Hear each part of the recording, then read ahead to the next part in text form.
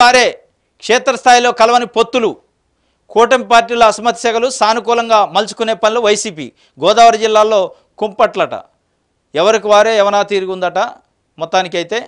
గత ఎన్నికల్లో జనసేన కారణంగా అనేక చోట్ల టీడీపీ అభ్యర్థులు ఓటమి పాలయ్యారు ప్రస్తుతం ఆ రెండు పార్టీలతో బీజేపీ కూడా కలిసింది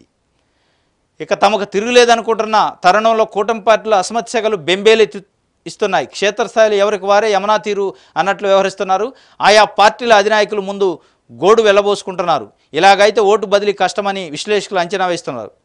ఈ పరిస్థితిని తమకు అనుకూలంగా మలుచుకునేందుకు వైసీపీ ప్రయత్నిస్తున్నట్టు చెబుతున్నారు ఇది ఎవరికి వారే యమనా తీరుగా ఉందట కూటమి ఎన్డీఏ కూటమి ఎవరికి వారే యమనా తీరు అంటే ఎవరికి ఇష్టం ఉండి పెట్టుకున్న పొత్తుగాడది చంద్రబాబు నాయుడు గారు తన స్వార్థం కోసం పెట్టుకున్న పొత్తు కాబట్టి ఎవడికి వాడే యవనా తీరైద్ది మొత్తాన్ని దీని తీసిపోయి బంగాళాఖాతంలో వేసే కార్యక్రమం చేస్తున్నారు అనేది దీని అర్థం క్షేత్రస్థాయిలో మూడు పార్టీలు ఒకరికొకరు కలుసుకునే పరిస్థితి లేదు ఒకరికొకరు మాట్లాడుకునే పరిస్థితి లేదు వీడిని వాడు పిల్లవాడు వాడిని నీడి పిల్లడు ఎవడికి వాడే రకరకాల ఎవడి జెండా వాడు పట్టుకొని తిరుగుతుండు చివరికి ఓటు ఎట్టేస్తారు అనేది తెలియదు ఓటు కూడా ఎవడికి వారే యవనా తీరు అన్నట్టు అయింది పాతాళానికి పోయే పరిస్థితి చంద్రబాబు నాయుడు గారు తెచ్చుకోండు తెలుగుదేశం పార్టీని పతనం చేసే కార్యక్రమానికి పునాదేశిండు అనేది దీని అర్థం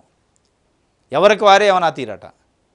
ఇప్పుడు నాయకులు కూడా చూడండి ఎక్కడో ఒకటి రెండు సార్లు కలిసినట్టు చూపిస్తున్నారు పేపర్ కోసం పురంధరేశ్వరి గారు పవన్ కళ్యాణ్ గారు చంద్రబాబు నాయుడు గారు ఒక డయాస్ మీద మాట్లాడినట్టు చూస్తున్నారు ఎక్కడా జాతీయ నాయకత్వం బీజేపీకి సంబంధించి జాతీయ నాయకత్వం దీన్ని పట్టించుకోవట్లేదు కూటమి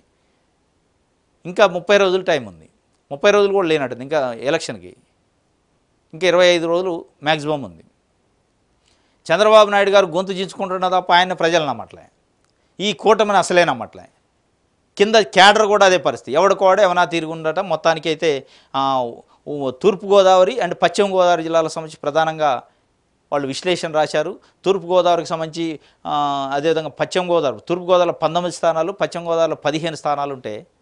మెజార్టీ స్థానాల్లో తెలుగుదేశం పార్టీ పోటీ చేస్తుంది అక్కడ తూర్పుగోదావరిలో ఒక 5 స్థానాలు పశ్చిమ గోదావరిలో ఒక 5 స్థానాలు జనసేన పోటీ చేస్తుంది మళ్ళీ అక్కడ ఒకటి ఇక్కడ ఒకటి బీజేపీ పోటీ చేస్తుంది అక్కడ ఉన్న ఎంపీ స్థానాల్లో కూడా ఒక 3-4 ఇట్లలో బీజేపీ అండ్ జనసేన పోటీ చేస్తుంది